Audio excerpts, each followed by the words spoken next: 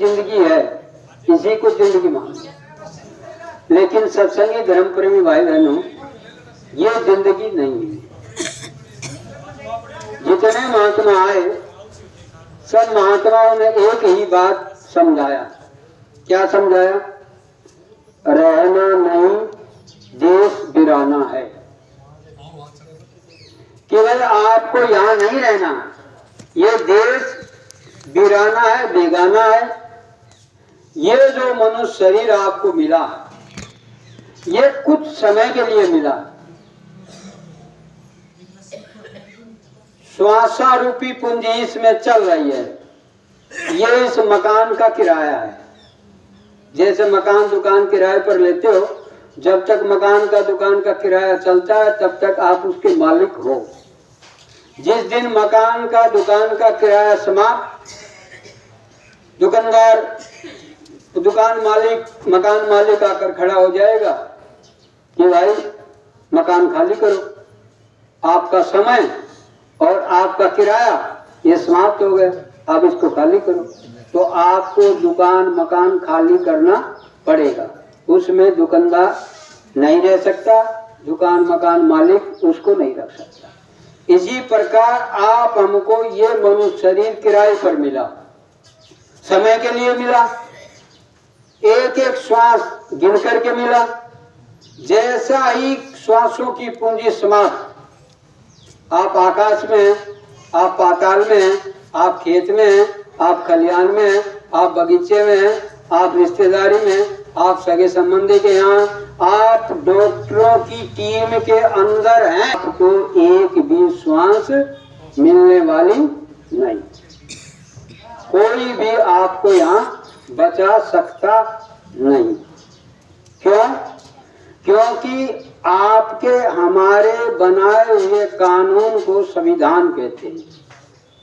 जो आपने हमने कानून बनाए, तौर तरीके बनाए, उसको संविधान कहते हैं। ये ऐसा विधान जो आपको भाई सुहाए, समय का बनाया हुआ संविधान। उसके नियम तौर तरीकों को आप घटा बढ़ा सकते हो, जो स्वयं ने बनाए हो, तो उनको आप कम बत्ती ऊपर नीचे कर सकते हो, उनमें आप रिश्वत दे सकते हो, उनमें आप कम बत्ती करने की जिसमें पावर है वो गुंजाइश कर सकता है। लेकिन जो कानून है,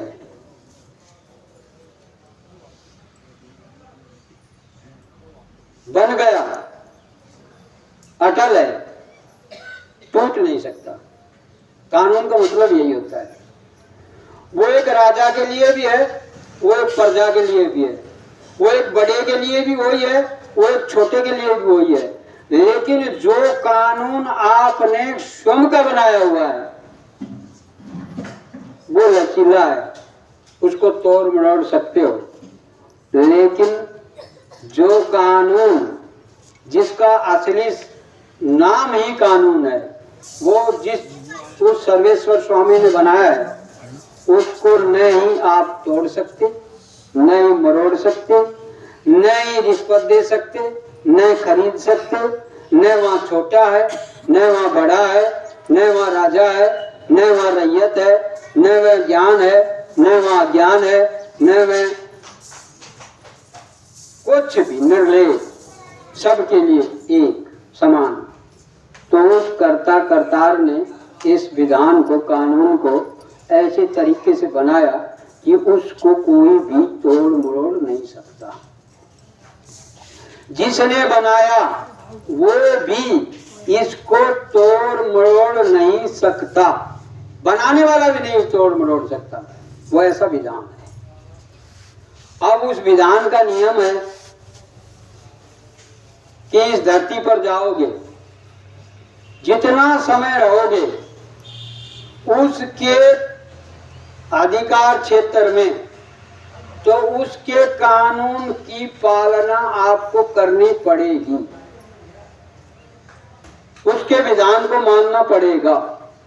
अगर उसके विधान को नहीं मानोगे तो उसकी सजा आपको मिलेगी।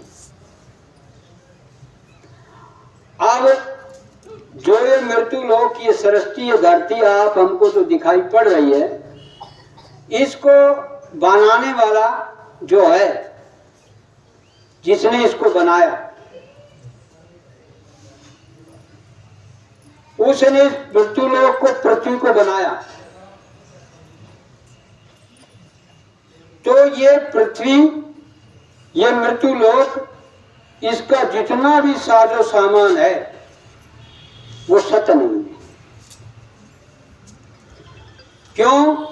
क्योंकि एक दिन वो फना होगा। जो इन दोनों आंखों से आपको जो दिखाई पड़ रहा है, एक दिन ये सब, हाँ बोलते बताओ। ये बहन जी जो ये है ना, गोकुलगढ़ की तरफ जाते हैं, ये पुलिया आता है रेलवे क्रॉसिंग, उसी पुलिये के नीचे दुर्गा कॉलोनी है, पटौदी रोड पर, वहीं पर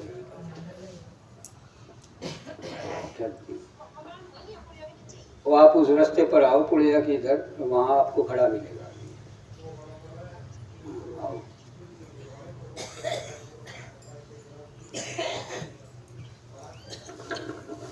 ये जो दुनिया है, इनसे जो दोनों आंखों से आपको दिखाई पड़ रहा है, ये सत्य नहीं है। जो दिखता है वो है नहीं, और जो है वो दिखाई नहीं पड़ता, वो पर्दे के पीछे है। जहां तक आपकी हमारी आंखें जाती हैं, रामायण के रचयिता रामायण में लिख रहे हैं, जहां लग दृष्टि गोचर जाई, वहां लग माया समझो भाई। जहां तक आपकी दृष्टि जा रही है, वहां तक माया है। क्या है माया? अभी उसका रूप यह है, थोड़ी देर में रूप यह है, थोड़ी देर में रूप यह है, तो थोड़ी देर में रूप यह है। ये माया के रूप है। कैसे? आप समझ गए होंगे कि थोड़ी देर में ऐसे, पलक झपकते ही ऐसे हो रही है, उसके बाद पलक खोलोगे तो ऐसे हो रही है, उसके बाद थोड़े ही क्षण में ऐसे हो रही है, और थोड़े ही क्षण में ऐसे हो रही है। इसको माया कहते हैं, जो पल पल में बदलती रही। इसलिए महात्माओं ने कहा माया एक छाया है। जैसे छाया अभी इधर है, हर एक सेकंड में ये छाया सरक रही है, ऐसे ही माया सरकती रहती है। माया के विभिन्न या रूप हैं, हर रूप में काल और माया का आक्षेप है। काल और माया किसे कहते हैं? एक ऐसी शक्ति जो पुरुष प्रधान है, और एक ऐसी शक्ति जो स्त्री प्रधान है। जो स्त्री प्रधान है उसको माया कहा गया, जो पुरुष प्रधान है उसको काल कहा गया। काल और माया की ये धरती है, ये सृष्टि है, ये लोक है, इसमें आप और हम विचरण करते रहते हैं।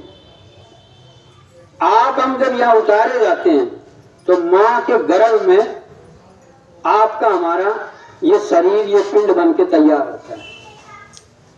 तो वहां पर भी दो ही धार, काल और माया, यानी माँ और पिता, दो के इस सप्रस मेल से गर्भ में जामुन रखा जाता है। जब गर्भ में जामुन रख गया, अब दो के ही मेल से रखा गया। जब यहाँ दो का मेल खत्म तो ये दुनिया नहीं रहेगी, इसका नाम दुनिया रहेगा ही नहीं। दुनिया का मतलब जो दो के मेल से बनी हो उसको दुनिया कहते हैं। यहाँ दिन है तो रात भी है, अच्छा है तो बुरा भी है, पाप है तो पुण्य भी है, साधु है तो स्वाधु भी है, ज्ञान है तो अज्ञान भी है, यानी दो का मेल, इसलिए इसका नाम रखा दुनिया। और जब तक ये दुनिया है तब तक आप यहाँ सुख अर्जित नहीं कर सकते। अब सुख किसे कहते हैं? जो हमारा मन कहे वही काम हो जाए वो सुख, और जो हमारा मन कहे उससे विपरीत हो जाए वो दुख। सुख और दुख की ये परिभाषा है। और सुख और दुख के झमेले में हम हमेशा या सुख की ही कामना करते हैं, दुख की कामना कोई नहीं करता, लेकिन दुख मिलेगा। देखो महात्माओं ने एक बहुत बड़ी बात लिखी, कुशल कुशल सब पूछते, कुशल रहा न कोई, न जरा मुआ न भय मुई, तो कुशल कहां से हो। जरा कहते हैं बुढ़ापे को और भय कहते हैं मौत को। अब बताओ, बुढ़ापा कोई चाहता है? कोई भी व्यक्ति इस संसार में आकर के बुढ़ापा नहीं चाहता, लेकिन बुढ़ापा आएगा, बुढ़ापा आता है। अच्छा, भय कहते हैं मौत को। या आकर कोई भी कीट पतंगा सांप घोड़ा बिच्छू की जिसको भी आप पकड़ो मारने को, मरना नहीं चाहता। सबसे सबसे जो आप योनि समझते हो कि ये सबसे नीची योनि है और इसमें तो जीव दुख ही दुख पाता है, उस प्राणी को भी पकड़ोगे तो वो भी प्राण त्यागना नहीं चाहता। तो इसका मतलब कि मौत कोई भी नहीं चाहता, लेकिन एक दिन आएगी। चाहे जितने जतन आप करिए, चाहे जितनी विद्या आप अर्जित करिए, चाहे जितना तप करिए, चाहे जितना जप करिए, चाहे जितनी पूजा करिए, चाहे जितना पाठ करिए, चाहे जितनी आराधना करिए, चाहे जितनी उपासना करिए, पूरा जीवन भर आपका पूजा पाठ तीर्थ व्रत उपवास हवन यज्ञ जप तप चलते रहें, लेकिन मृत्यु एक दिन आएगी। क्यों आएगी?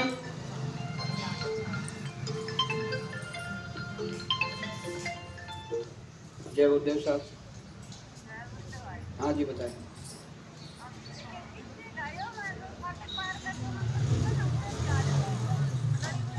कट पहुंच गई।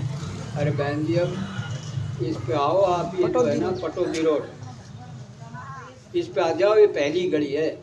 उड़िया साइड से दूसरी गली। हाँ 16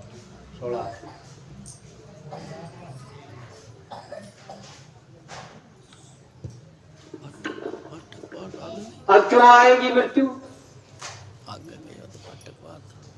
ये समझना बहुत जरूरी है कि भाई मृत्यु आएगी क्यों। मृत्यु यहाँ इसलिए आती है कि उसका जिसने आप हमको यहाँ भेजा, वो भेजने वाले कौन है? काल और माया। काल किसे कहते हैं, पहले ये बात आप समझिए। काल उसे कहते हैं जो काया दे और बिना इच्छा के ले ले। जो काया दे और बिना इच्छा के ले ले उसको काल कहते हैं। और काल को और समझिए बारीकी से।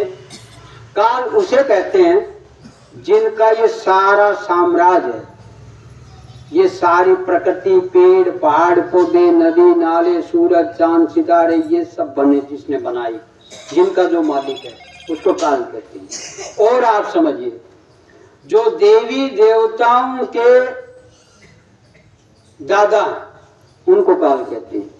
जो ब्रह्मा विष्णु महादेव के पिता हैं उनको काल कहते हैं। 3 लोक उनके अपने बनाए हुए हैं। कौन कौन से? एक लोक तो वो जिसमें ब्रह्मा विष्णु महादेव रहते हैं, उसको हम अपनी भाषा में, शास्त्रों की भाषा में उसको कहते हैं वैकुंठ लोक। जिसमें ब्रह्मा विष्णु महादेव 3 देवता त्रिदेव जिस जगह पर रहते हैं उनको वैकुंठ धाम कहा जाता है। उससे नीचे है स्वर्ग लोक, जहां पर 33 करोड़ देवी और देवता रहते हैं, उस जगह को स्वर्ग कहा जाता है। वो उसी का बनाया हुआ है।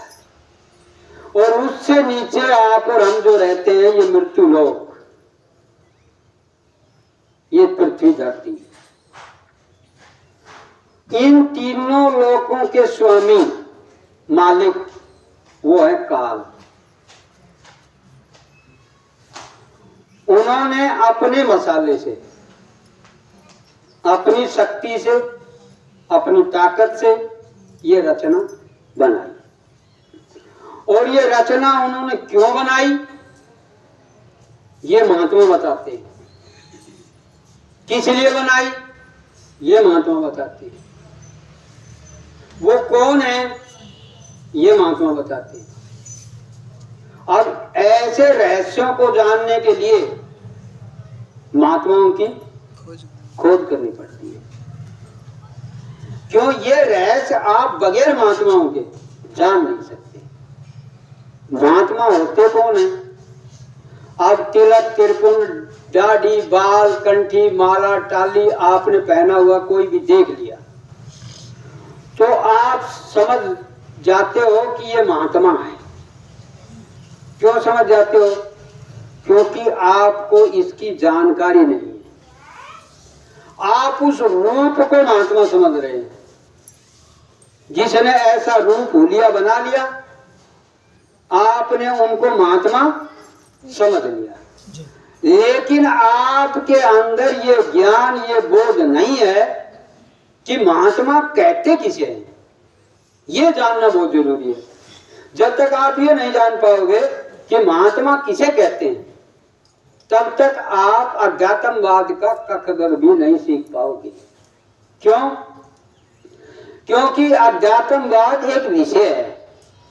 जैसे हिंदी विषय है, उर्दू विषय है, अंग्रेजी विषय है, साइंस विषय है, मैथ विषय है। जब तक आप विषय के मास्टर जानकार के पास नहीं जाओगे तब तक आपको उस विषय का ज्ञान नहीं हो सकता। आप उसका ज्ञान हासिल कर ही नहीं सकते। इसलिए अध्यात्मवाद एक विषय है। जब तक विषय के जानकार मास्टर के पास नहीं जाओगे तब तक आप विषय को जान नहीं पाओगे। अब कर क्या रहे हो? अब छोटा बच्चा है, अब किताब लेकर घूम रहा है तो इसका मतलब वो किताब के ज्ञान को थोड़ी जानता है। 5वीं का बच्चा बीएड किताब लिए घूम रहा है तो बीएड का ज्ञान नहीं जान सकता। वो उसमें एक आध अक्षर पढ़ रहा है तो इसका मतलब ये नहीं कि वो बीए की डिग्री कर चुका, नहीं। ठीक वही हाल हमारा आपका है। कैसा है? हमारी आपकी नाव ऐसे मझधार में घूम रही है, ऐसे मझधार में तैर रही है। इधर से हवा आई तो हमारी आपकी नाव उधर चली गई। जब उधर से हवा आई तो हमारी आपकी नाव इधर आ गई। जब इधर की हवा चली हमारी नाव उधर चली गई। उधर की हवा चली गई हमारी नाव इधर चली गई। ऐसे ही हमारी आपकी नाव इस भाव सागर में ऐसे ही घूमती फिरती रहती है, आती जाती रहती है। ऐसे ही आती जाती रहती है नाव, इधर से उधर, उधर से इधर। इसका मतलब जब आप गंगा चले गए तो गंगा दास हो गए। जब हम जमुना चले गए तो जमुना दास हो गए। जब आप रामायण का पाठ करवाने लगे तो रामायणी हो गई। जब आप और हम गीता का पाठ कराने लगे तो आप और हम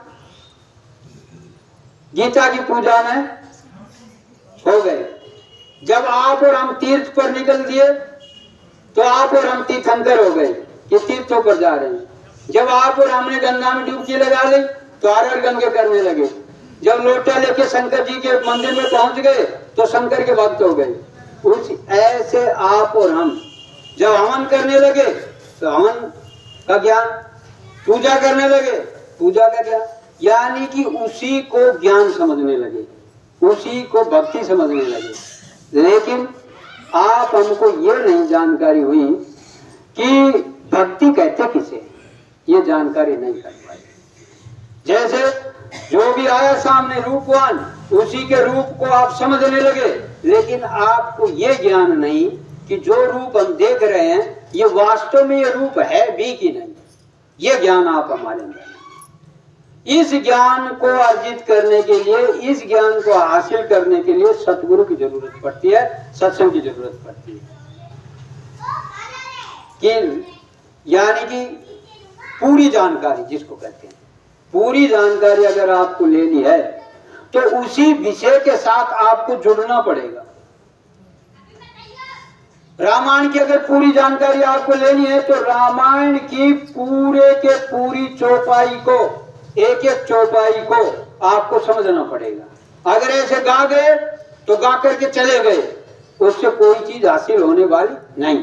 केवल मन को ये संतुष्टि मिल जाएगी कि भाई हमने रामायण पढ़ लिया, लेकिन उसके अंदर जो ज्ञान, जो चौपाई का अर्थ, जो वो कह रहा है उसको जानना, उसकी गहराई में उतरना, वो कब उतर पाओगे? जब जो ज्ञान वो बता रहा है वो ज्ञान अपने इस मनुष्य शरीर में जब हासिल कर लोगे। जैसे थ्योरी होती है और एक प्रैक्टिकल होता है, उनमें दोनों में अंतर होता है। थ्योरी पढ़ाई जाती है, प्रैक्टिकल कराई जाती है। जब आप इस विषय को करोगे तब पाओगे, नहीं करोगे नहीं पाओगे, कि पूरा जीवन आप अपना बिता दो। तो सबसे मेन बात यह है कि यह जानना बहुत जरूरी है कि सतगुरु यानी संत महात्मा कहते किसे हैं। तो रामायण के रचयिता गोस्वामी जी महाराज रामायण में ये समझा रहे हैं कि भाई संत किसे कहते हैं, सतगुरु किसे कहते हैं, योगी किसे कहते हैं, योगेश्वर किसे कहते हैं, ऋषि किसे कहते हैं, मुनि किसे कहते हैं, ज्ञानी किसे कहते हैं, ध्यानी किसे कहते हैं। ये उसमें सारा का सारा वर्णन उसमें बताया। लेकिन ये आपको बता कौन पाएगा? आपको वो बता पाएगा जो इस ज्ञान से निकल चुका हो, इस ज्ञान की जानकारी रखता हो, वही तो बता पाएगा। जो ज्ञान की जानकारी नहीं रखता वो आपको बता नहीं। तो रामायण के रचयिता रामायण में लिख रहे हैं, क्या लिख रहे हैं? संत नाम हम उसका गाई। भाई संत हम किसको कहते हैं ये वो बता रहे हैं उसमें। संत नाम हम उसका गाई, सतलोक जिन सूरत पठाई। जिसने अपनी जीवात्मा को सतलोक में भेज दिया हो उसको यहाँ संत कहा जाता है। ऐसे नहीं कि भाई कपड़ा लत्ता या कोई भी मठ या कोई भी आश्रम बना लिया और आप उसको संत कहने लग गए, भाई यही अज्ञानता है। संत का दर्जा किसका है? जिसकी जीवात्मा रोज इस मनुष्य शरीर से अलग हट के, अलग निकल के, ये जीवात्मा इसी मनुष्य शरीर से अलग होकर के और अपनी चाल को चलाए, गति को बढ़ाए, उसको संत कहते हैं। वो गति बढ़ा करके इस पूरी सृष्टि की रचना को देखे, कैसे जन्म दिया जा रहा है, कैसे मारा जा रहा है, कौन तड़प रहा है, कौन भूखा है, किसका कौन कहाँ है, कौन कहाँ रह रहा है, ये सारा ज्ञान पूरा जान ले।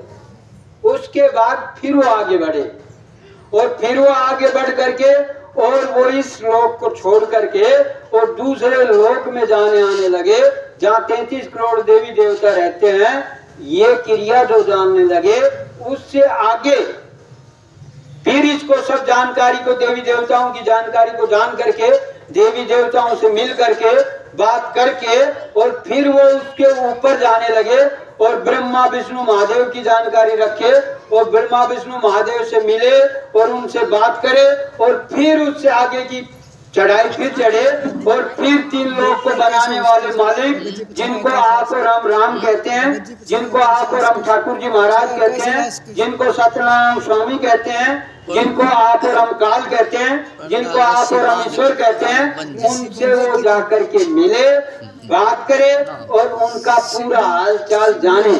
उससे आगे फिर चाल पकड़े और फिर चाल पकड़ के और अंड खंड ब्रह्मांड को पार करती हुई और वो जीवात्मा सभी लोकों में मिलती हुई, सभी लोकों के देवता देव जो बैठे हुए हैं उनके धनी, उनसे मिलती, उनका हालचाल जानती हुई और फिर अंत जो समय जो उनका देश मुकाम है उस मुकाम उस देश पर जाती हो और वहीं से फिर लौट करके आती हो। क्षण में जाती हो, क्षण में आती हो, फिर क्षण में जाती हो, फिर क्षण में आती हो, उसको कहते हैं संत। उस जीवात्मा को संत। अब बताओ संतों का मिलना कितना मुश्किल है। इतना मुश्किल है भाई संतों का मिलना। अब आपने जान लिया, धोला कपड़ा पहन लिया, दाढ़ी बढ़ा लिया, त्रिपुल लगा लिया, माला कंठी पहन लिया, अरे संत रूप कोई मारे काटे, किसी का विरोध नहीं, कोई कुछ भी करे, बोला भाई ये तो संत है। ऐसे संत नहीं, उसको संत नहीं कहते, संत उसको कहते हैं। अब आपकी प्रेम, आपकी प्रीत अगर उस व्यक्ति से हो गई तो बताओ, जितनी जानकारी वो रखता है, जहां वो जाता है, आपको ले जाएगा कि नहीं ले जाएगा? ले जाएगा। आपका पिता किसान है, निश्चित रूप से आप जीवन में एक बार खेत में जरूर जाएंगे, ये पक्की बात है। आपका पिता पायलट है, निश्चित रूप से आप एक दिन जहाज में जरूर बैठेंगे, ये नियम है यहाँ के। आपका पिता अध्यापक है, निश्चित रूप से आप बाराखड़ी सीखेंगे, ये हो ही नहीं सकता कि नहीं सीखे। क्यों? क्योंकि आपका पिता, आपका मालिक, आपका स्वामी वही है जो वहां आपको पहुंचा रहा है। तो जहां तक जो पहुंचा रहा है वही आपका मालिक है। अब ऐसे से आपका प्रेम, ऐसे से आपकी प्रीत, ऐसे से लगन अगर आपकी हो जाए तो बताओ, जो जल लेकर के शिव के मंदिर में लोटा लेकर के जाते हो, वो जाने की जरूरत है? नहीं। जो गंगा जमुना में डुबकी लगाने जाते हो, उसकी जरूरत है? नहीं। जो मजार पर चुनरी चढ़ाने जाते हो, उसकी जरूरत है? नहीं।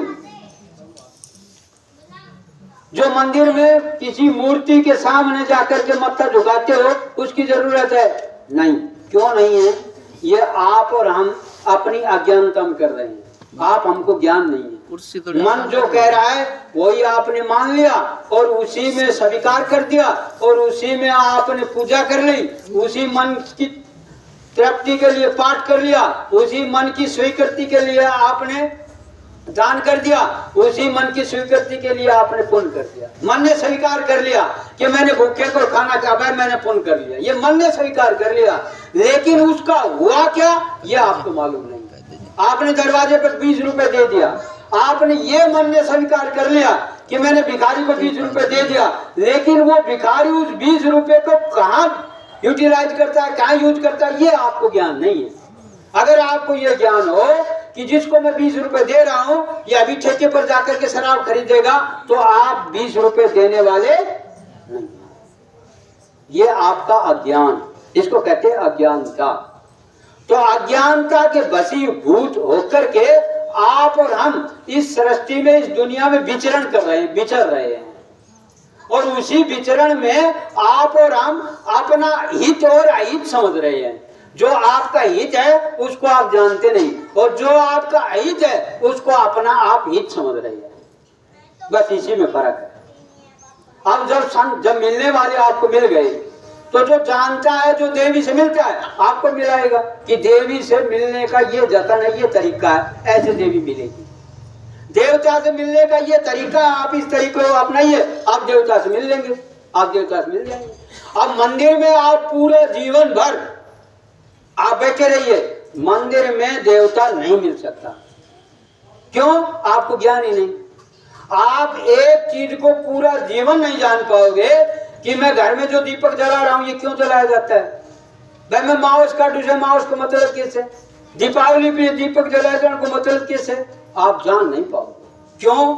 आपकी अज्ञानता ही आपको मार रही है। आपकी माँ कर रही है, आप देख रहे हो, आप कर रहे हो, आपका दादा कर रहा है, आप देख रहे हो, आप कर रहे हो, आपका बाप कर रहा है, आप देख रहे हो, आप।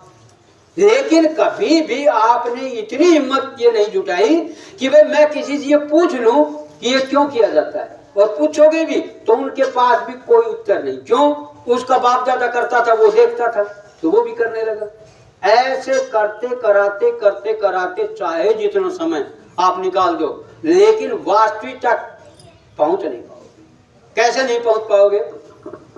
जहां आप पुकार लगा रहे हो, खोज रहे हो, वो गए हुए अतीत जो बीत गया वो खोज रहे हो।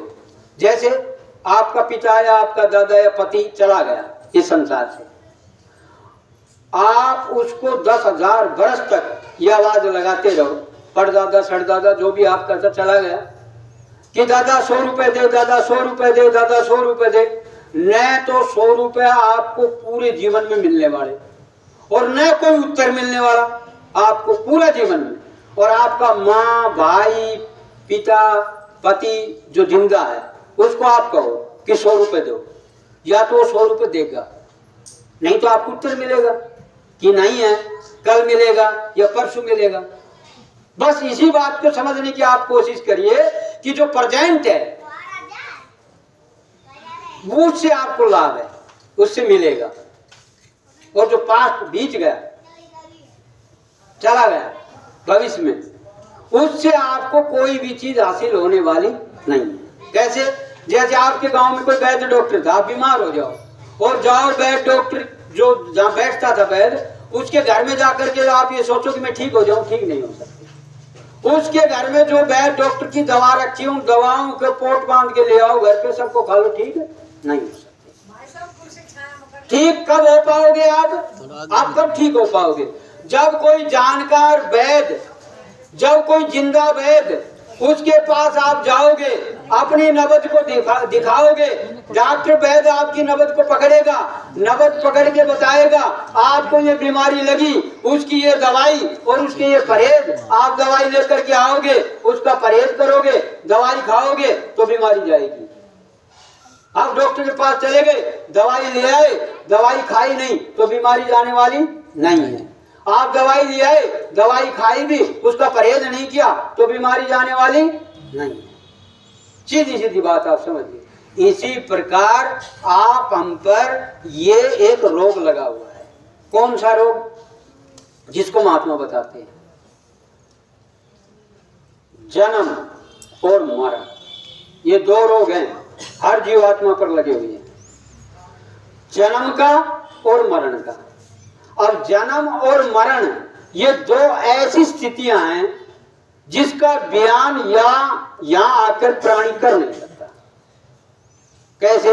अगर आपसे अब मैं पूछूं कि आपका जब जन्म हुआ था तो आपको क्या तकलीफ हुई थी, तो आप उसका बयान कर सकते हो?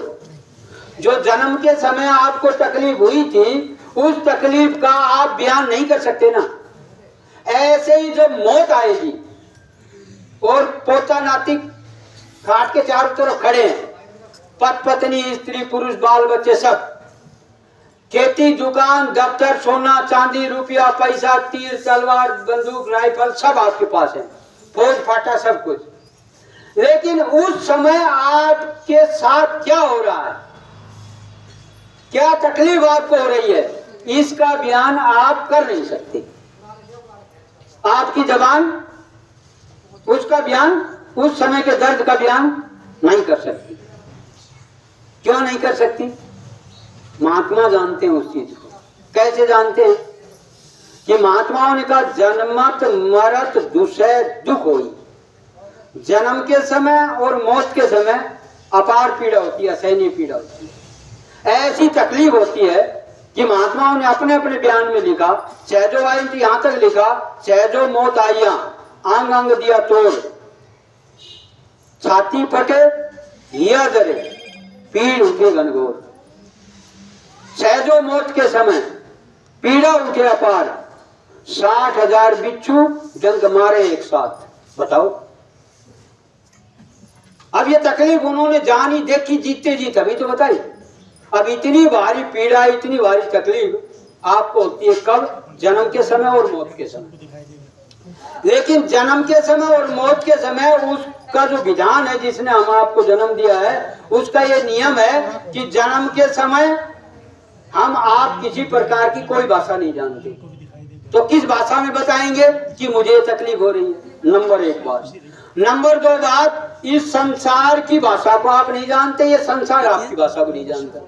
एक दूसरे के लिए अनभिज्ञ रहते हैं। जैसे बच्चा रोता आय करता है, आप उसकी भाषा को नहीं जान सकते, किसको क्या तकलीफ है, क्या कह रहा है।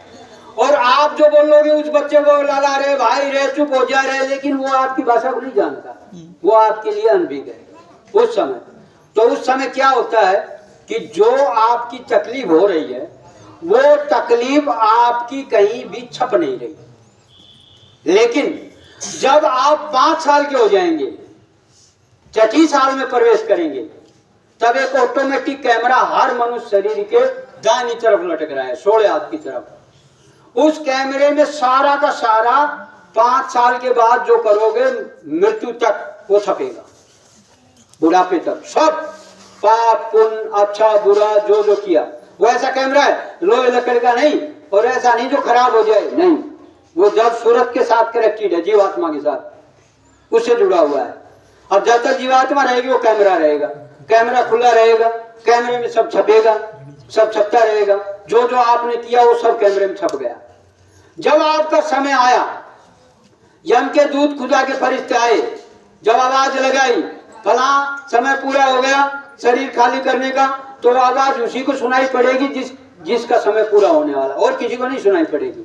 और वो ऑटोमेटिक कैमरा बंद कर दिया जाता है, फिर वो बंद कर दिया, अब वो बंद, अब उसमें मौत का मंजर नहीं छपेगा, न जन्म का छपता न मौत का छपता। अब आप किसी को कुछ नहीं कह सकते कि मेरे को क्या तकलीफ है, ये है आपका हमारा हाल। तो 2 प्रकार की जो आप हमको जो महात्माओं ने जो तकलीफ बताई, जन्म की और मरण की, ये 2 प्रकार की तकलीफ आपकी जब तक नहीं छूटेगी, जब तक ये सूरत जीवात्मा जन्म मरण के बंधन से मुक्त नहीं हो जाएगी, जिसको मोक्ष और मुक्ति कहते हैं। जब तक ये मोक्ष और मुक्ति नहीं पालेगी, तब तक ये जन्म मरण के चक्कर से छूट नहीं सकती। अब आप बड़े ध्यान से सुनना, क्योंकि ऐसी बातें हर बार सुनने को नहीं मिलती जीवन में। ये कभी कभार जब संत महात्माओं की जब मौज कृपा, उस परमात्मा परमेश्वर की जब मौज कृपा होती है, तब ऐसी बातें सुनने को मिलती है। ये जो शरीर आप देख रहे हो, बड़े ध्यान से देखो, ये मनुष्य शरीर, इस मनुष्य शरीर में ये जो सामने आप देख रहे हो, मेरी तरफ देखो, ये बस ये रखते, इसको नीचे बांधते, ये धनुष के आकार का है। ये हाँ। जैसे धनुष होता है ना, ऐसे धनुष का आकार का है सब में, जितने मनुष्य प्राणियों सब में। और ये तीर के आकार का है। ये नासिका का नाक जो है, ये आप दूर से किसी दूसरे के चेहरे को देखना, अपना चेहरा दिखाई नहीं पड़ेगा। अपना चेहरा कब दिखाई पड़ेगा, उसका एक समय महात्माओं ने बताया। कब? जब आपकी जीवात्मा इस मनुष्य शरीर से अलग हटेगी, तो सबसे पहले वो अपना ही अपने रूप को देखती है। सबसे पहले वो देखेगी, उस अपने ही स्वरूप को देखेगी सबसे पहले, और चीज बाद में देखेगी। तो इसको कब देख सकते हो आप अपने चेहरे मोहरे को? जीवात्मा आपकी देखेगी तब। या कब देख सकते हो? दर्पण में। दर्पण का मतलब शीशा, शीशे में आप देख सकते हो। तो आप देखना, ये धनुष के आकार का और ये तीर के आकार का। मनुष्य शरीर को 2 भागों में यही रेखा बांटती है, और कोई भी शरीर में डिवाइडर नहीं है, कोई भी रेखा नहीं, चाहे ऊपर से नीचे तक आप खूब देखना, शीशे में बगैर शीशे में, लेकिन आपको कहीं भी दूसरी रेखा नजर नहीं आएगी। यही एक रेखा, ये ठीक जो ये इसका पकड़ने का जो हत्था है धनुष का, ठीक नासिका भंवर के कदर भाग में, दोनों बाहों के कदर भाग में, यानी बीच के भाग में, यहाँ पर, यहाँ आप एक सलाई ऐसे चलाइए, धसाइए अंदर, और एक सलाई जब बच्चा पैदा होता है तो ऊपर ऐसे तलवा धड़कता है, ऐसे ऐसे देखना, यहाँ धड़कता है। एक सलाई सीधी ऐसे चलाइए, जहां दोनों सलाई आपस में जहां काटती हैं, वहीं पर एक 2 दल कमल है।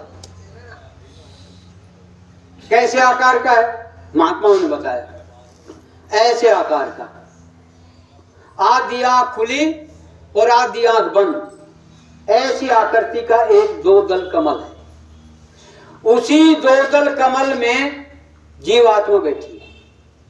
जीवात्मा इस मनुष्य शरीर में कहीं भी नहीं है, कहीं भी, यहाँ कहीं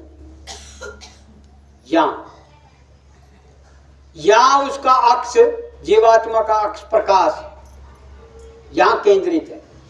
यहाँ उसी की गर्मी से, उसी की शक्ति से ये सारा का सारा सिस्टम चल रहा है।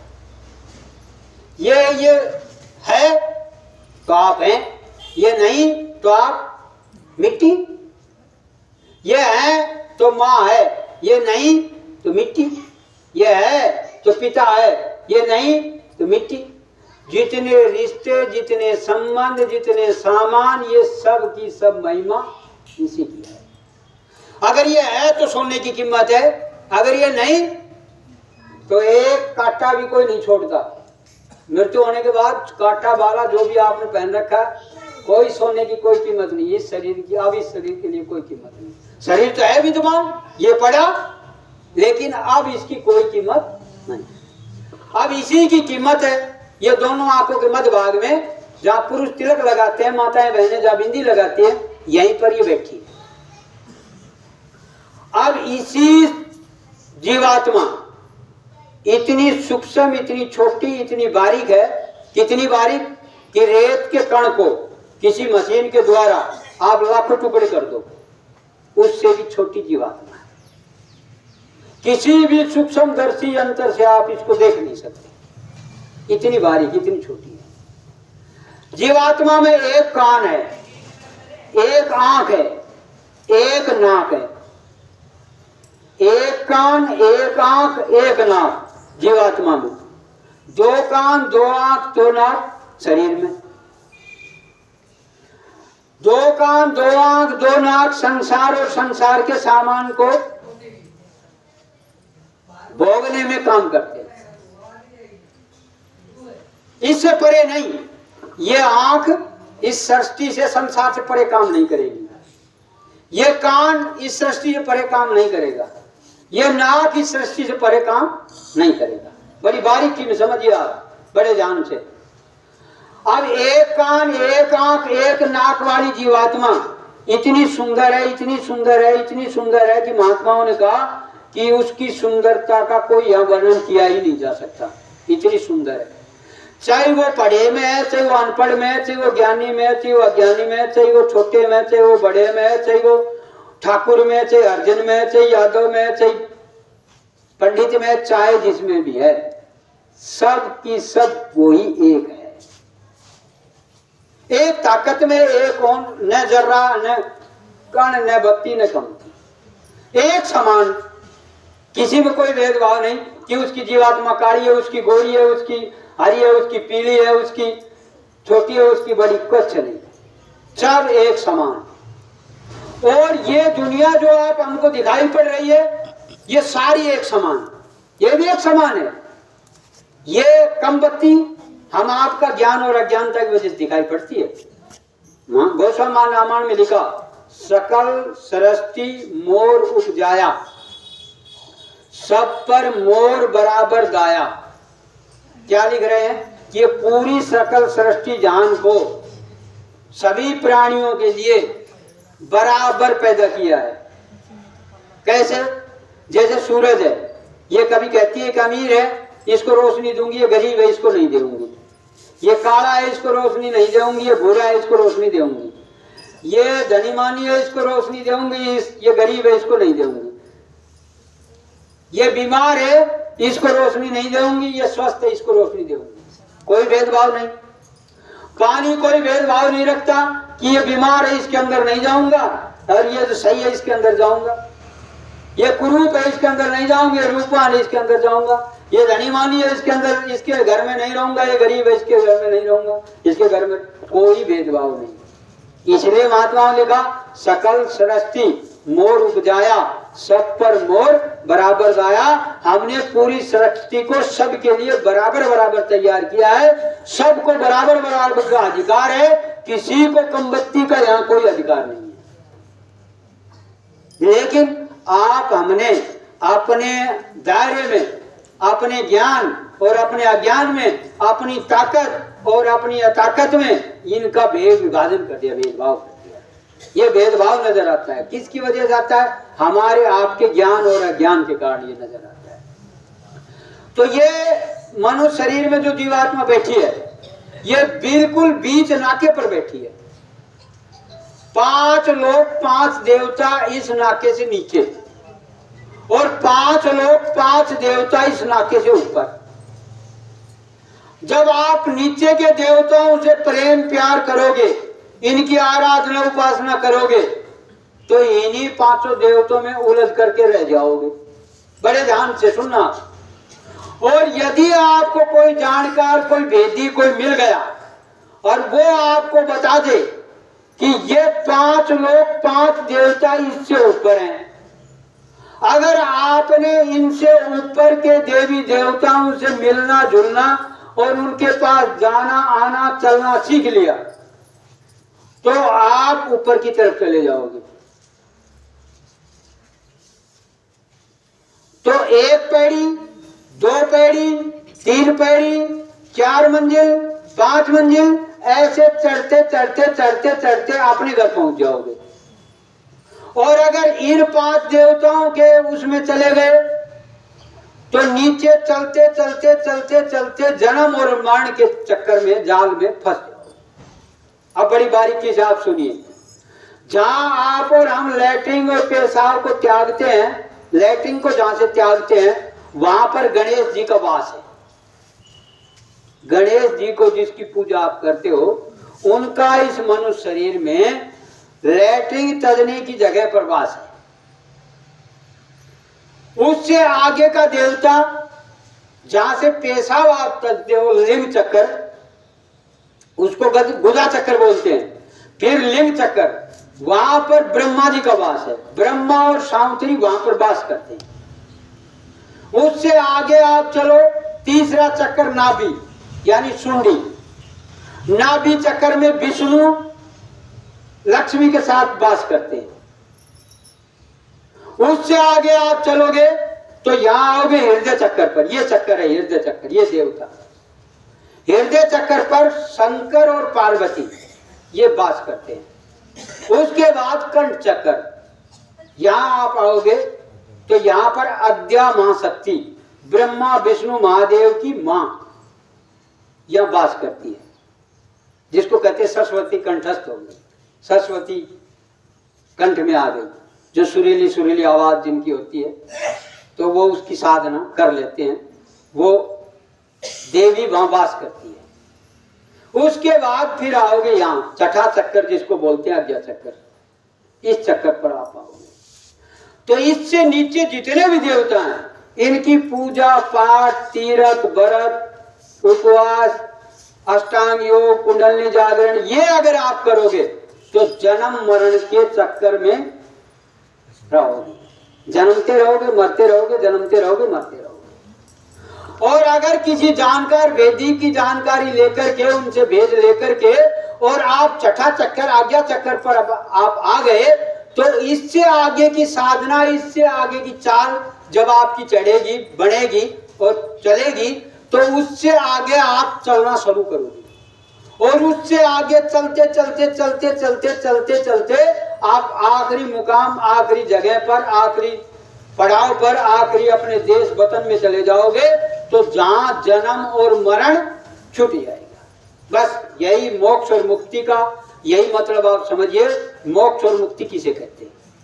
अगर मनुष्य शरीर पाकर के इन धाराओं से नीचे उतर गए तो आप जन्म और मरण के चक्कर में चले जाओगे। और अगर इससे ऊपर उठ गए तो जन्म और मरण से छूट जाओगे। यही रास्ता है, यही भक्ति है। इसी के लिए महात्माओं की जरूरत है। इसी के लिए महात्मा इस संसार में आते हैं, जीवों को सच्चाई का बोध कराते हैं और सबको सच्ची बात बताते हैं, सत्य के साथ जोड़ते हैं और जीव को सत्य के साथ जोड़ करके और यहाँ से लेकर के जाने की क्रिया रखते हैं। इसलिए महात्माओं की जरूरत पड़ती है। बड़े ध्यान से सुनो। ये नहीं आप कहते हो घरों में कि कुछ नहीं, महात्माओं के यहाँ ये होता है वो होता है, फलाना झिगड़ा धमाका, कुछ नहीं। महात्मा कभी भी किसी को धोखा नहीं देते। महात्मा सबके होते हैं, सबके लिए होते हैं, सबके साथ होते हैं, सबके काम करते हैं। सीधी सीधी बात सुनो।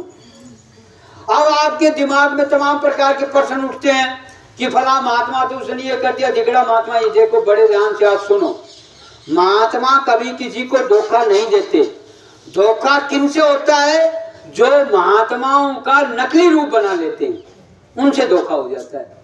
आप उनको महात्मा समझ लेते हो, रूप उनका नकली रहता है और नकली रूप में आप धोखे में चले जाते हो, धोखा खा जाते हो। इसलिए देखिए महात्माओं ने क्या कहा कि दोनों आंखों के मध्य भाग में जो जीवात्मा बैठी है, इसी जीवात्मा में एक कान है, एक आंख है, एक नाक है, और शरीर में 2 कान, 2 आंख, 2 नाक, ये शरीर में।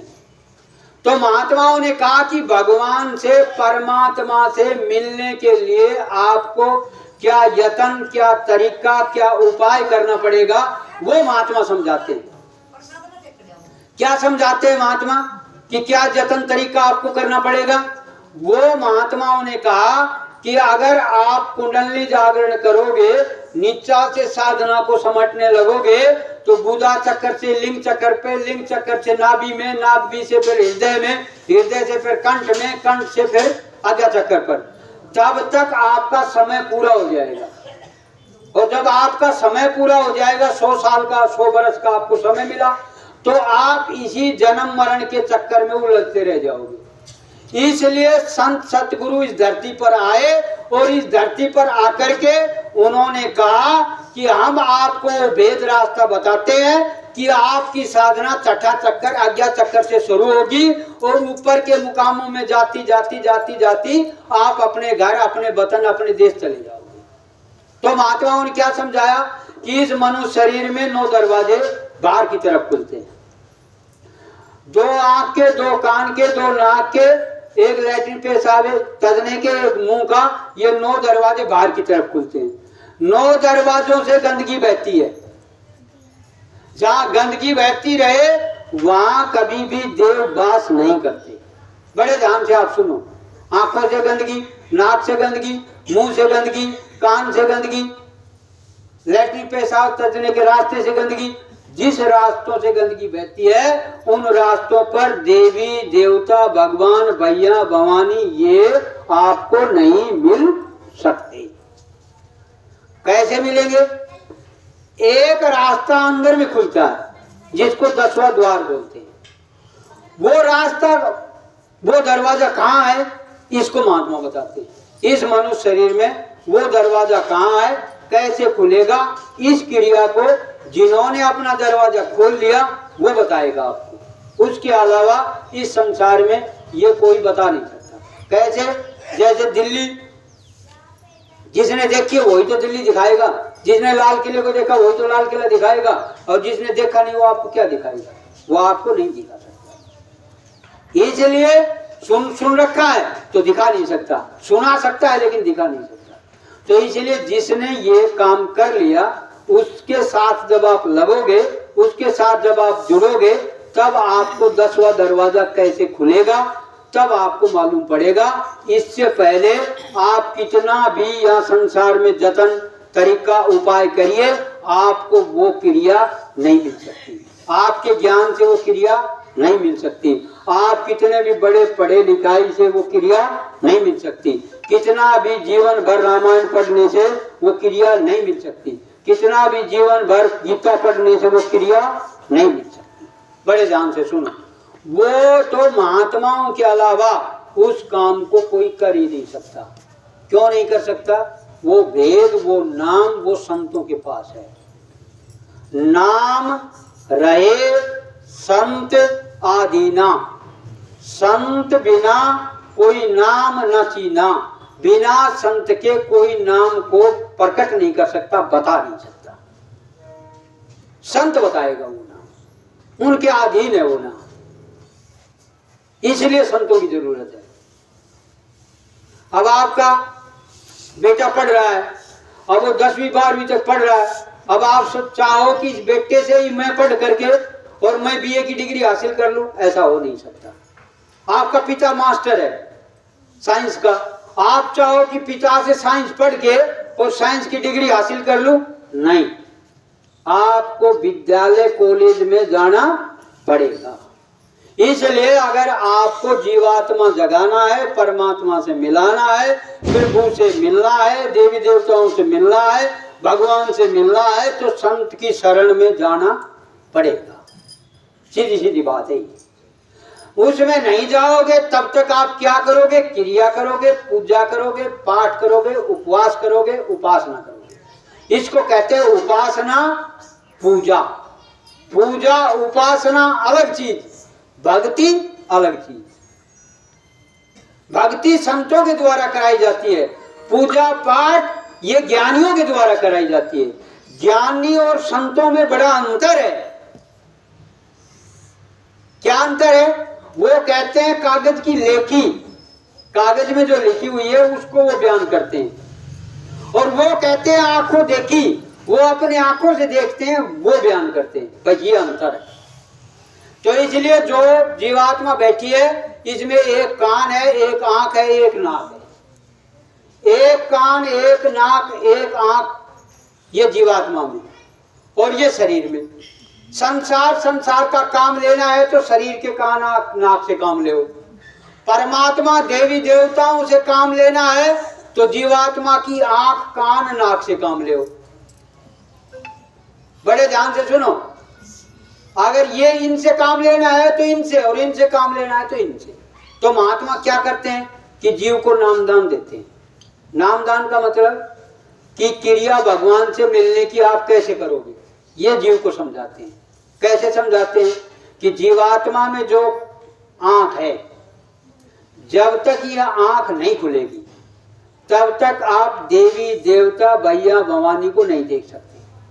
जब तक ये आंख नहीं खुलेगी तब तक आप स्वर्ग व वैकुंठ को नहीं देख सकते। जीवात्मा का कान जब तक नहीं खुलेगा भगवान के घर से जो आवाज आ रही है उसको आप नहीं सुन सकते। दुनिया और दुनिया की आवाज को इन कानों से सुन सकते हो, लेकिन भगवान क्या कह रहा है, क्या बोल रहा है, ये आवाज अगर आपको सुननी है तो जीवात्मा के कान को खोलना पड़ेगा। सुमरण आप यानी नाम का जाप आप तब कर पाओगे इस मुंह से नहीं, जीवात्मा के मुंह से आप परमात्मा के नाम को जपोगे तब आप सुमरण कर पाओगे, इससे पहले सुमरण नहीं। महात्माओं ने कहा माला तो कर में फिरे, जीव फिरे मुगमाए, मनवा चौदिश फिरे, तो ये तो सुमरण ना, ये भाई ये सुमरण नहीं है, क्योंकि आपका मन चारों दिशाओं में घूम रहा है और माला हाथ में घूम रही है और जीभ मुंह में घूम रही है, तो इसका मतलब सुमरण नहीं है। तो महात्माओं ने क्या कहा कि कर का मन का डार दे, कर मानी हाथ, हाथ के मन के को छोड़ दे, मन का फेर।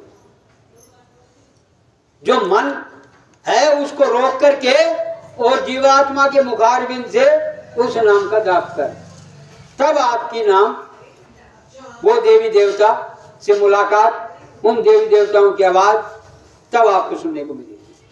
तो सुमरण का मतलब जीवात्मा के मुखारबिंद से परमात्मा के नाम को जपना, उसको सुमरण कहते हैं। सुमरण का मतलब होठ कंठ हिले नहीं, जीव्या नाले नाम, अंतर्मुख सुमरण करे तब पावे विश्राम।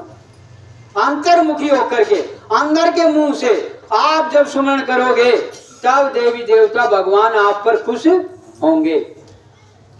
बहन जी थोड़ी देर रुक जाओ, बस बंद करते हैं, फिर उसके बाद पिलाना। अब आप सुनिए, अब ये तो रात सुमरण का काम महात्माओं ने बताया। फिर महात्माओं ने बताया ध्यान कैसे करोगे, तो महात्माओं ने बताया किसी मंदिर मस्जिद में आप जाते हो, किसी देवी मूर्ति का जो देखते हो, उसका मतलब ध्यान नहीं है। क्यों कि मूर्ति को बनाने वाला कारीगर इंसान एक पत्थर के ऊपर बैठ करके दो आंख के सुराग, दो कान के सुराग, एक मुंह का सुराग ये बना दिया और उसको स्थापित कर दिया। उसी पर आप ले जा करके मनुष्य ने उसको स्थापित कर दिया। मनुष्य ने ईंट पत्थर जोड़ करके एक मकान बना दिया, उसी के अंदर उसको रख दिया, उसी के ऊपर फूल चढ़ा दिया, उसी के ऊपर पतासा चढ़ा दिया, उसी के ऊपर प्रसाद चढ़ा दिया, उसी की अगरबत्ती लगा दिया। अब कर तो सब मनुष्य रहा है सारा काम। अब बताओ, तो उन्होंने कहा इसका मतलब ध्यान नहीं। आप ध्यान सच्चाई किसका कर रहे हो? पत्थर का। अगर सच्चाई यही तो है कि आप पत्थर को देख रहे हो, आप किसको देख रहे हो? पत्थर को। किन से देख रहे हो? इन आंखों से। अगर आपने असली परमात्मा के रूप को देखना है तो जीवात्मा की आंख से देखो, और उससे कब देख पाओगे? जब जीवात्मा की आंख खुलेगी तब। अब आप कहोगे कि भाई साहब जीवात्मा की आंख खुलती क्यों नहीं, जीवात्मा की आंख से दिखाई क्यों नहीं देता?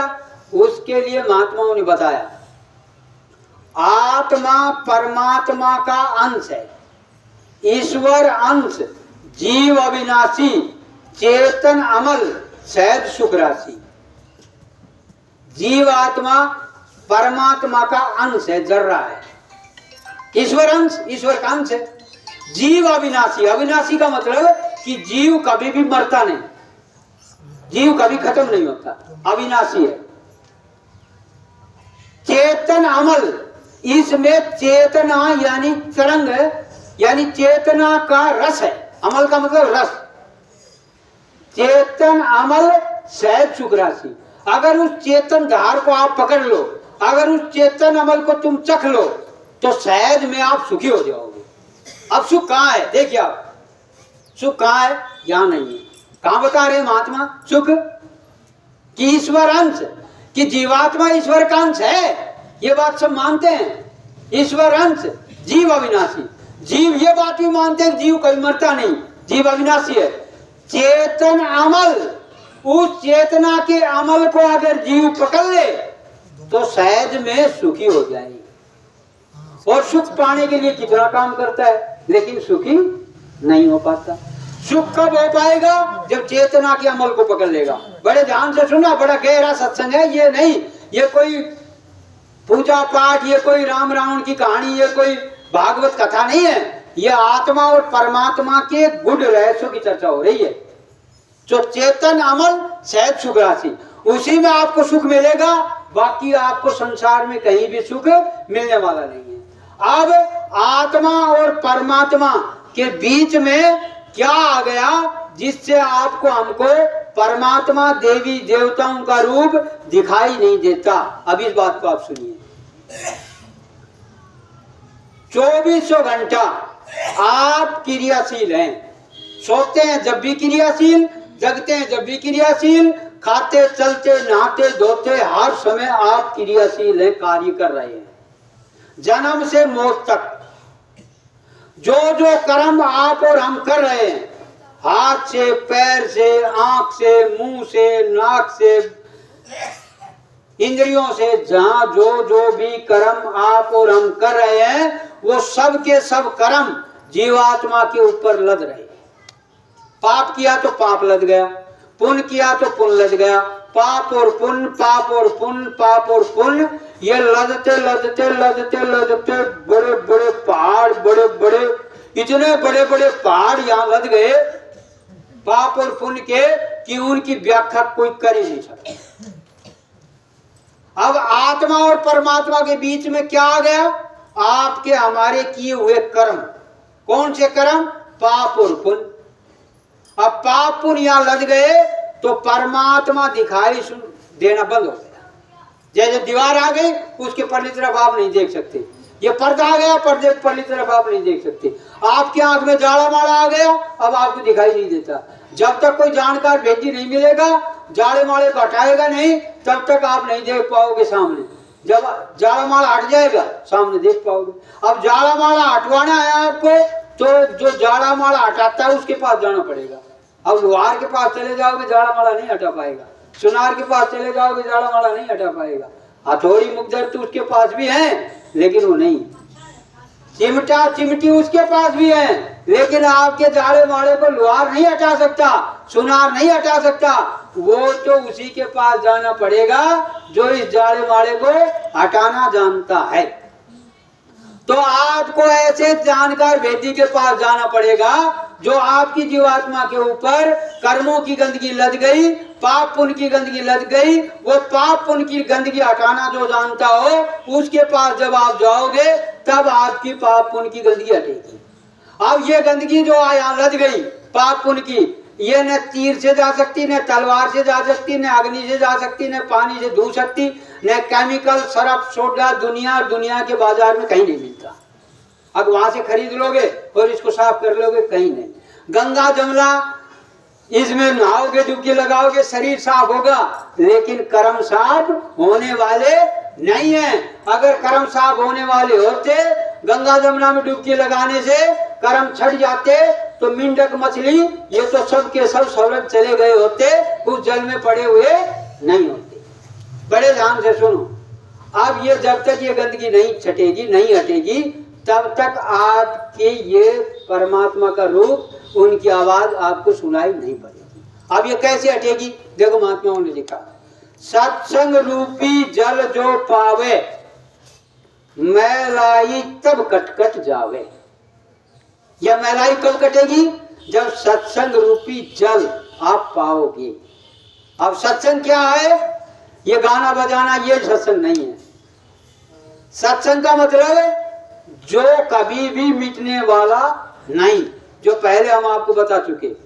अब वो सत्संग है कहाँ? वो सत्संग मिलेगा कहाँ? वो सतगुरु के पास मिलेगा। सतगुरु के पास जाओगे, उनके अधीन है तो वहां मिलेगा। अब वो कैसे मिलेगा, कब मिलेगा? ये महात्माओं ने बताया। बिन हरि, बिन भगवान की कृपा के मिले नहीं समता। किसकी? जब आपके पुण्य धर्म कर्म जब तक उदय नहीं होंगे, जब तक संत मिलने वाले नहीं। तो आप रात दिन कोशिश करो। पुण्य पुंज, पुण्यों का जब पुंज इकट्ठा हो जाएगा, पुण्य पुंज बिन मिले न संता, बिन संता नहीं पावे पंथा। पंथ कहते हैं रास्ते को। जब तक संत नहीं मिलेंगे, जब तक रास्ता नहीं मिलेगा। बिन पंथा जाए काल के दंता। जब तक रास्ता नहीं मिलेगा तो आप काल के जाल के अंदर जाकर के पिस जाओगे। इसलिए महात्माओं ने कहा, सतगुरु खोजो री प्यारी, जगत में दुर्लभ रतन यही। अगर संसार में कोई चीज करने की है, खोजने की है, वो है सतगुरु की खोज। कोठी बंगला कार नौकरी चाकरी ये कुछ नहीं। महात्माओं ने कहा ये कुछ नहीं। पढ़ना लिखना चाकुरी ये तो काम सहज, काम जलन मन बस करण, गगन चढ़न मुश्किल। कौन सी चीज मुश्किल बताई है? काम को बस में करना, मन को बस में करना। काम जलन मन बस करण और गगन चढ़न मुश्किल, यानी ऊपर के लोगों के में चढ़ना ये मुश्किल काम है। पढ़ना लिखना चाकरी तो बहुत सहज काम है, लेकिन आप और हम इसी के पीछे लगे हैं। एक कोठी 2 हो जाए, 2 4 हो जाए, 4 की 6 हो जाए, 10 हो जाए। और यहाँ कोई किसी को भी, कोई भी संसार में आपका मित्र नहीं है। आपको बचाने वाला इस संसार में कोई भी नहीं। बगैर सतगुरु के आपका कोई भी मित्र नहीं है। स्वार्थ रत संसार है, सब स्वार्थ के मीत, बिन स्वार्थ इस जगत में सतगुरु करते प्रीत।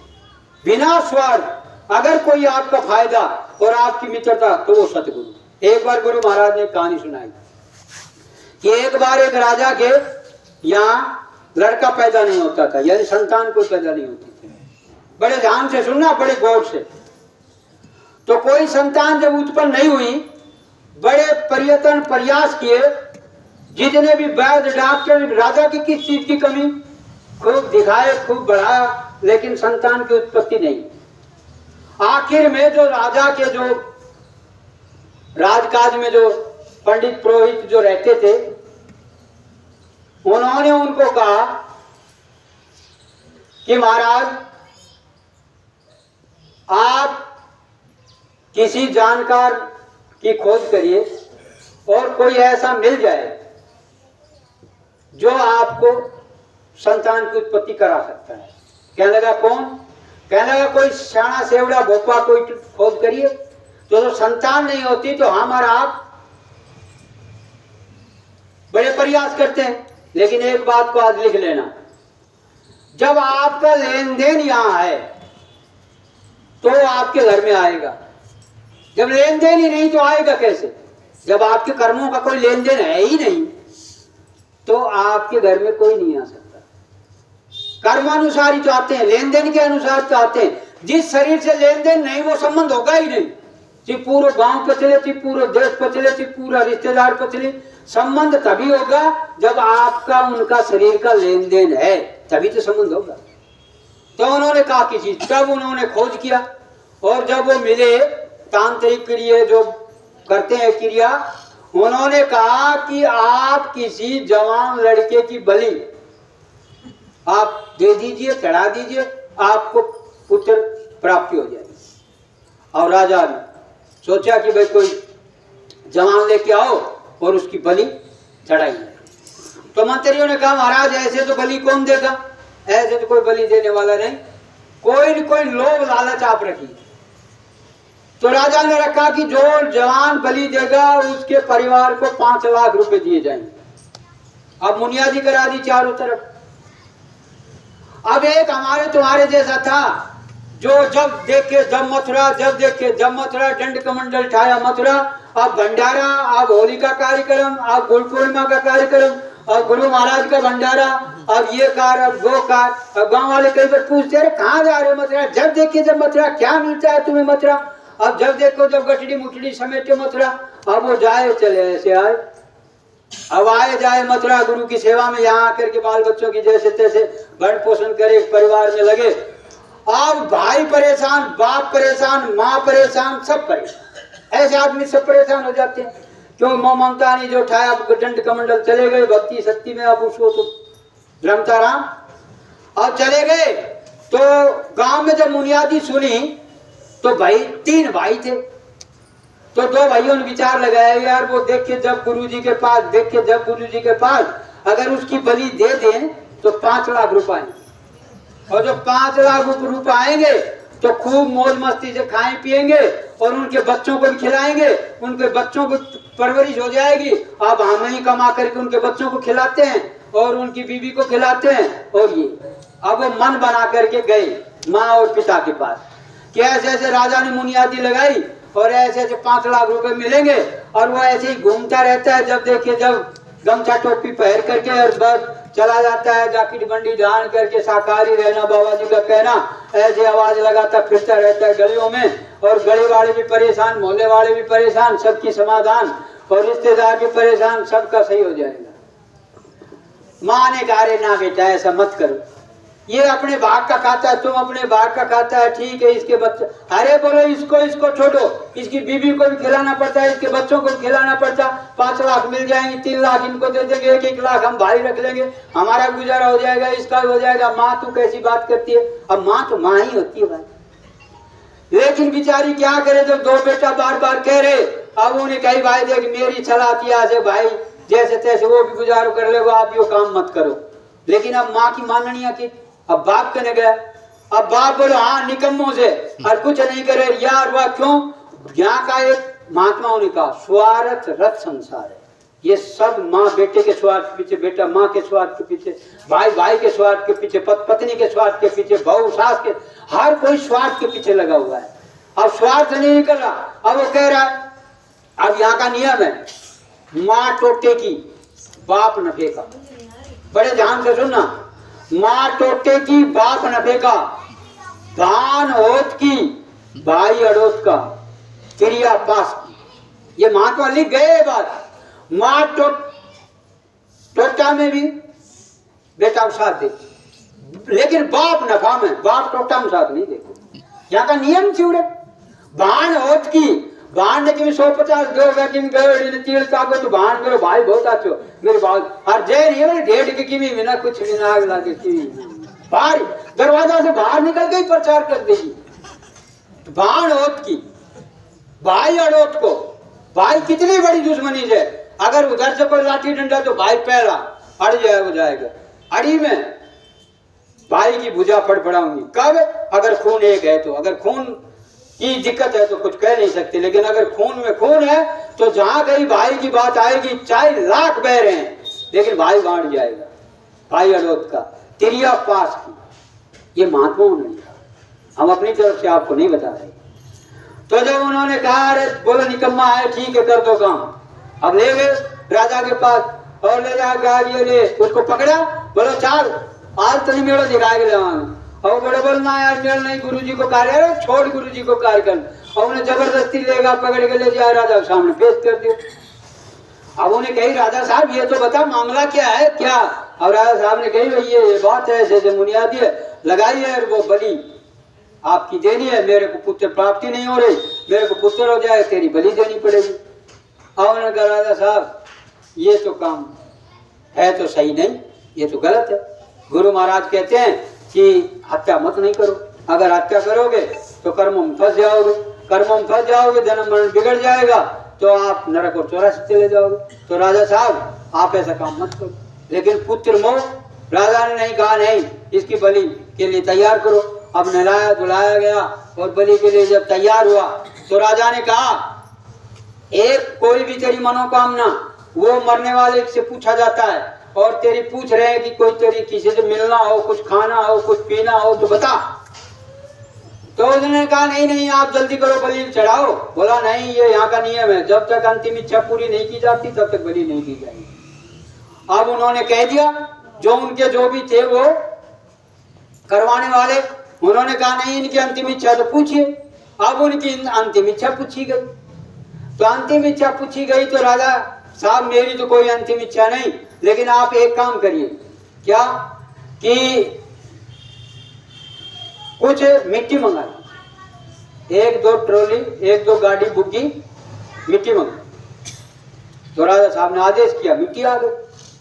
मिट्टी आकर के उसने ढेर बना दिए मिट्टी के, और मिट्टी के ढेले बना करके और एक ढेर पर खड़ा होकर के बुध बुझाया। बुध बुझाया तो कोई आवाज मतलब कुछ नहीं हुआ, तो उसने उसको मारी ठोकर जोर से। फिर दूसरे ढेर पर चढ़ गया, दूसरे ढेर पर चढ़कर फिर बुध बुझाया, अब उसको भी ठोकर मार दिया।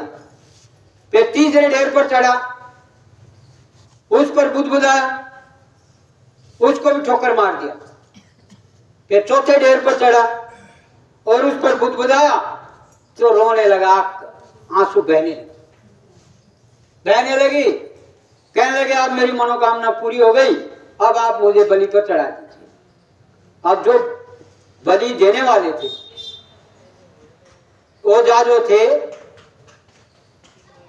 उन्होंने सोचा कि ये तो कोई जानकार है, पहले भी ज्ञान की बात कर रहा था और अब इसने ये सब किया है, तो कोई ऐसी क्रिया ना कर दे कि उल्टा हम पर ही आकर पड़ जाए, तो ये राज जाना जाए कि भाई राज क्या है।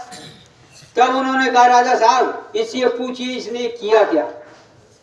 तो उन्होंने कहा बताइए तुमने क्या किया। कहने लगे राजा साहब हमने कुछ भी किया हो, हमारी इच्छा पूरी, आप अपना काम करिए। कहने नहीं, जब तक बलि नहीं दी जाएगी जब तक आप बताओगे नहीं। कहने लगे राजा साहब पहला ढेर मैंने जो है देवी देवताओं का बनाया, ये देवी देवताओं आज तक तुम्हें मैं पूछता आ रहा हूं, मेरी बलि चढ़ने जा रही है, आप मुझे बता लीजिए।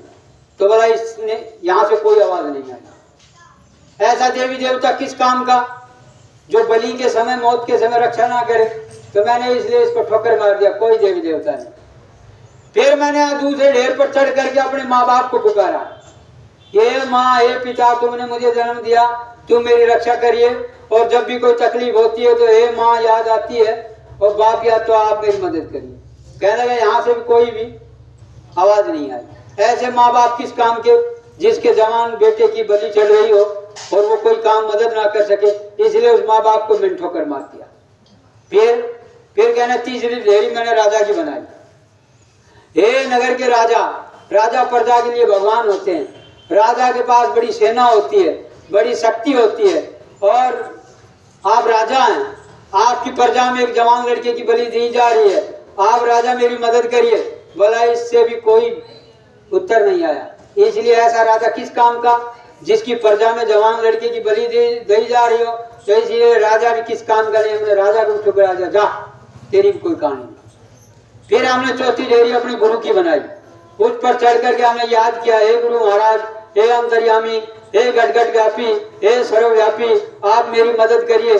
क्या उन्होंने कहा देख मैंने तुझे पकड़ा है, तेरी बाह को मैंने पकड़ा है, जन्म मरण का सौदा तेने मेरे से किया है, मोक्ष और मुक्ति का सौदा मेरे से हुआ है।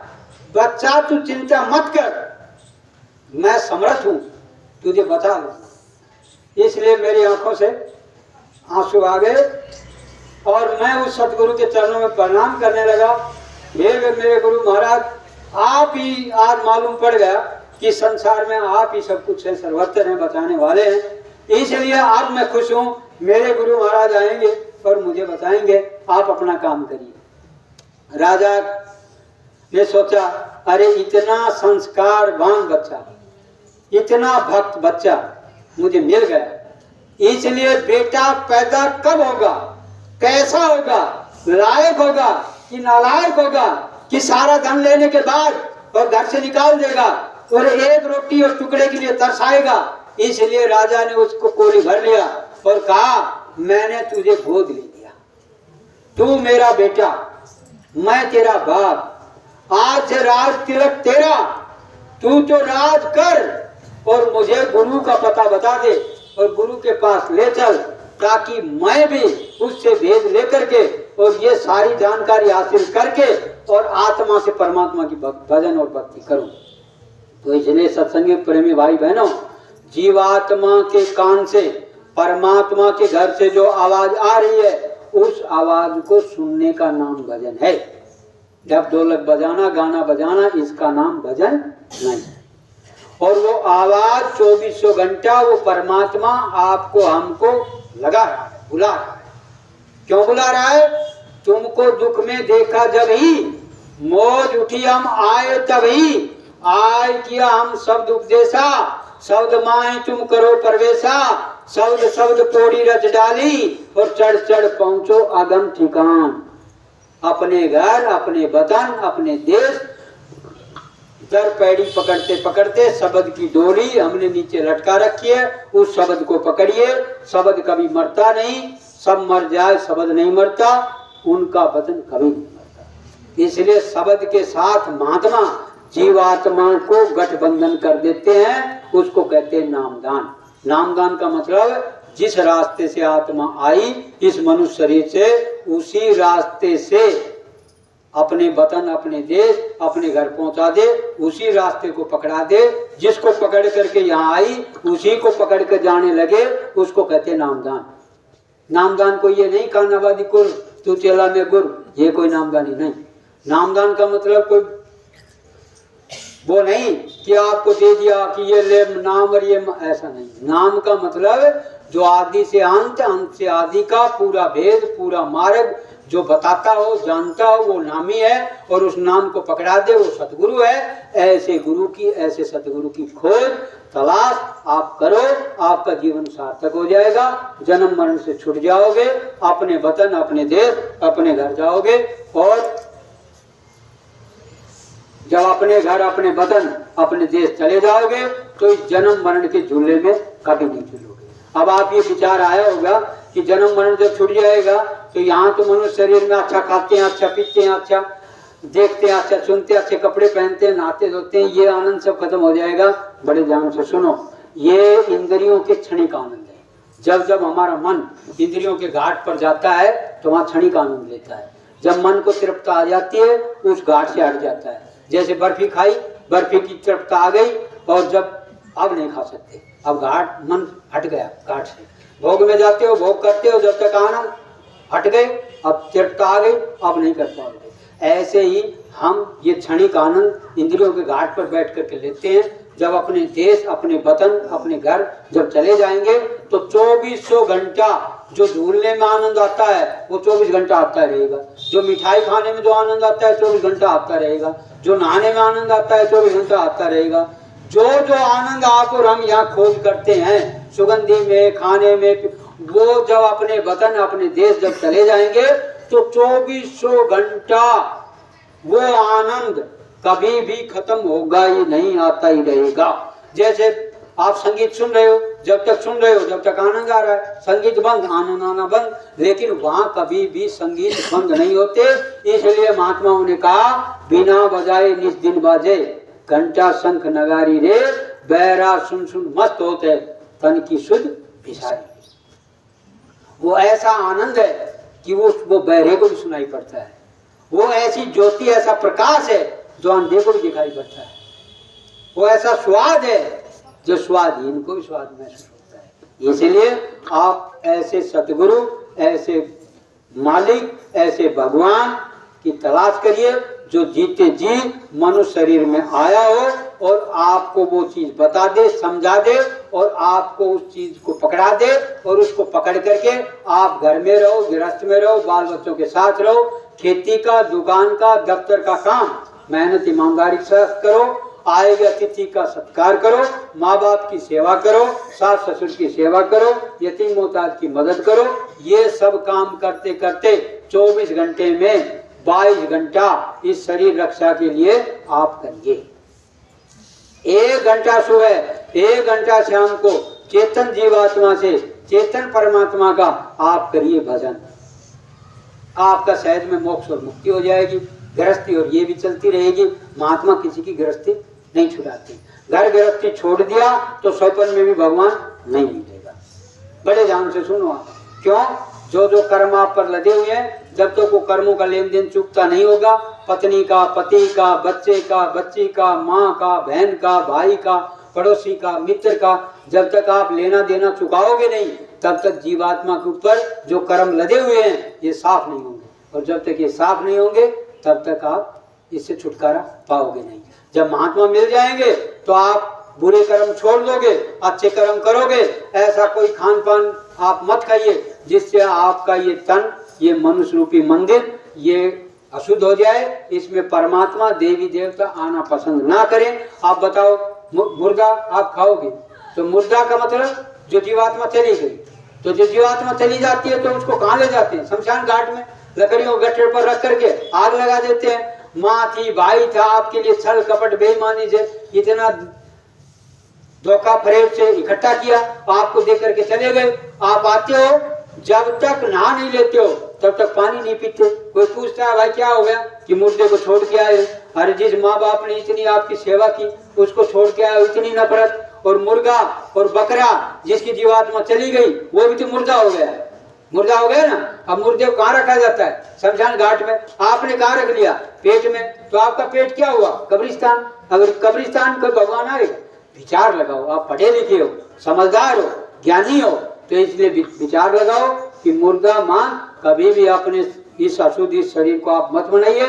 ये परमात्मा का बनाया हुआ सच्चा मंदिर है, खुदा की बनाई हुई सच्ची मस्जिद है।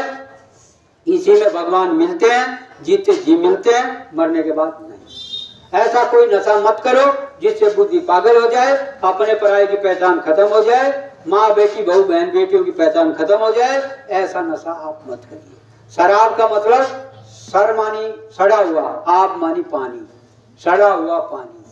शराब कब पैदा बनती है? जब पानी सड़ जाता है, कई लाख कीड़े, 1000 कीड़े उसमें पड़ जाते हैं। कीड़े ऐसे ऐसे कलबलाते हैं। कीड़ों को जूस यानी उबाल करके, उनको बॉइल करके कीड़ों को उनका जूस निकाला जाता है, उसको कहते हैं शराब।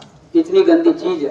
कितनी जीवात्माओं को मार करके कीड़ों का जूस अगर आप पियोगे तो बुद्धि पागल हो जाएगी। अब अगर आप अगली बात सुनिए, बहुत टाइम हो गया, ज्यादा भी हम नहीं सुनाएंगे क्योंकि ज्यादा सुना देंगे तो फिर हजम नहीं हो पाएगा, तो फिर कभी मौका मिलेगा तो फिर सुना देंगे।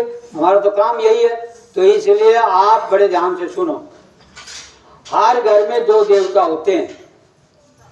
घर के 2 देवता बताए महात्माओं, कौन से?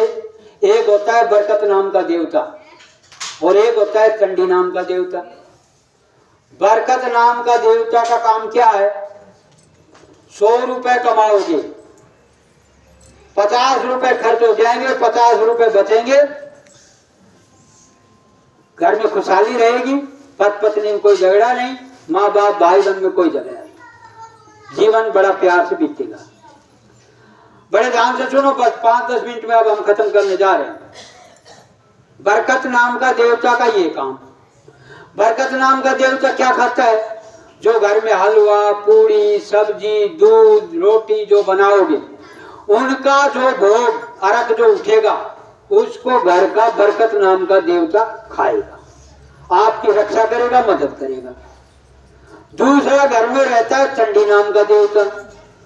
वो क्या करता है? उसका भोजन क्या है? शराब पियोगे, पीकर घर में आओगे, अंडा मीट मांस खाओगे, खाकर घर में आओगे तो घर में जब पकाओगे तो घर में जो बदबू उठेगी, मांस में सुगंध नहीं उठ सकती, बड़ा ध्यान से सुनो। अंडा कैसे बनता है? जब मुर्गी का मासिक धर्म का खून इकट्ठा होता है तो उससे अंडा बनता है। अब ऐसी गंदी चीज को मनुष्य खाए और अपने आप को ज्ञानी कहे तो ये बात सही नहीं है ना। तो इसलिए आप जब घर पे ये खा करके सोओगे तो वो जो दुर्गंध उठेगी उसको चंडी नाम का देवता खाएगा। शराबी की बुद्धि पर बैठ जाएगा, होगा मुंह से जो गंध निकलेगी उस गंध को वो खींचेगा चंडी नाम का देवता, और सुबह फिर उसको उठाएगा, उसकी बुद्धि पर बैठ जाएगा, चल ठेके पर, फिर उसको ठेके पर ले जाएगा, फिर पिला देगा। फिर आकर के पत्नी कहेगा क्या सब्जी बनाई, तो बेचारी कहेगी आलू की गोभी की। बोलो पनीर क्यों नहीं बनाया? अब डंडा उठाएगा, झगड़ा। बताओ बेकार की बात पे, अब कोई पैसा नहीं, पनीर नहीं घर में, अब बोला आलू की क्यों बनाई, पनीर की क्यों, तो गुड़ लो। अब कौन गुड़ा रहा है? जो चंडी बैठी हुई है सिर पे वो गुड़ा रही है। अब पत्नी में झगड़ा, वो डंडा मारेगा, पुलिस थाना हो जाएगा, तब तक माँ आएगी, अरे बेटा क्यों, अब माँ को धक्का मार दिया, और माँ को फिर बाप आएगा, बाप को बड़ा भुला कह दिया।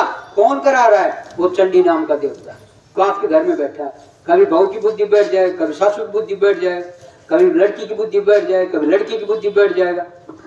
और 100 रुपए कमाओगे और 125 रुपए खर्च हो जाएंगे। अब 25 रुपया हो जाएगा कर्जा। अब कर्जा तो कर्जा ही होता है, कर्जे को उतारते रहो पूरा जीवन। तो इसलिए ऐसा कोई भी खान पान आप मत खाइए जिससे मानुषता आपकी खत्म हो जाए, कर्म आप पर लद जाए, आपकी जीवात्मा नरक और 84 में चली जाए।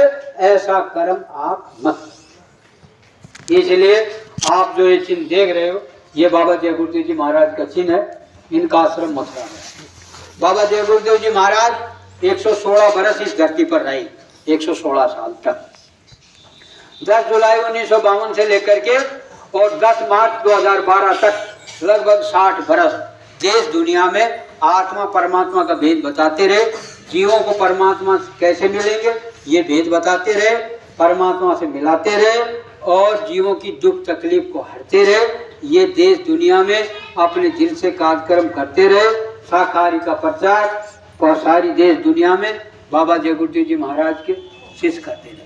30 करोड़ लोगों का अंडा मीट मांस शराब बाबा जय गुरुदेव जी महाराज ने छुड़ाया और 30 करोड़ घरों में आबादियों में जो है एक नई लहर, नई खुशी बाबा जी ने छुड़ाई। तो बाबा जी ये काम करते थे। बाबा 18 मई 2012 को इस संसार से चले गए अपने निज धाम। अब इनके उत्तराधिकारी पूज्य पंकज जी महाराज इस भेद को बताते हैं। कौन से भेद को? कि आत्मा परमात्मा से कैसे मिलेगी, इस भेद को वो बताते हैं। पहले ये बताते थे, अब वो बताते हैं। तो 8 दिसंबर से 12 दिसंबर तक दादा गुरु का भंडारा, यानी जो इसमें आप देख रहे हो बाबा जय गुरुदेव जी महाराज के जो गुरु थे उनका भंडारा 8 दिसंबर से 12 दिसंबर तक बराबर 5 दिन होगा। 10 तारीख को सुबह 7 बजे पूज्य पंकज जी महाराज सत्संग सुनाएंगे, आत्मा और परमात्मा का भेद बताएंगे। इसलिए आप सब इष्ट मित्र बाल बच्चों सहित सादर आमंत्रित है। हम आपको निमंत्रण दे रहे हैं, आप आइए। आपका जिला रेवाड़ी गांव में भंडारा चलता है। हर जिले के भंडारे चलते हैं, जितने भारत में जिले, सब जिलों के आप अपने अपने भंडारे चलते हैं। अपने अपने भंडारों में आइए, वहाँ रुकने ठहरने की, सोने की सब व्यवस्था, नहाने धोने की आपको मिलेगी। आप अपना उठने बिछाने पहनने का कपड़ा आप लेकर के आएंगे और सब व्यवस्थाएं आपको वहाँ मिलेंगी। सुबह ट्रेन जाती है यहाँ से रेवाड़ी से मथुरा के लिए और बस भी जाती है, सुबह 3 बसें जाती है।